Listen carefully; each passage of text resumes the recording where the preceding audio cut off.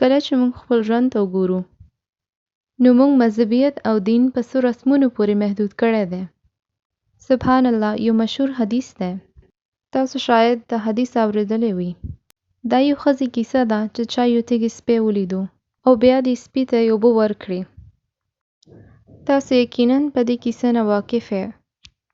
زموږ رسول صلی الله علیه وسلم ویل چې کله دا ښځه ګرځېده او تږې شوه نو الله ورته اوبه پیدا کړې.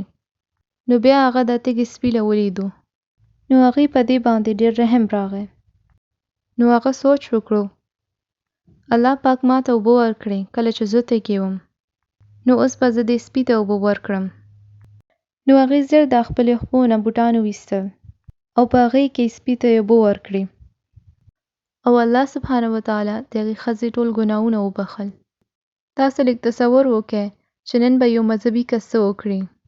تاسو تږي یې، اوبه څښئ او یو سپی راشي او تاسو هغې له ووهئ ځکه چې هغه یو ناپاکه ځناور دی. او بیا تاسو سوچ کوئ چې داسې کولو سره تاسو یو ښه مسلمان جوړ شوئ. او بدبختیانه موږ په دین دومره هی فهم لرو. خو زموږ رسول صلی الله علیه وسلم وایي چې الله هغې ښځې له وبخو ځکه چې هغې د الله مخلوق باندې رحم کړی و. او هغوی ویل چې څوک په نورو رحم نه کوي نو الله په هغې رحم نه کوي.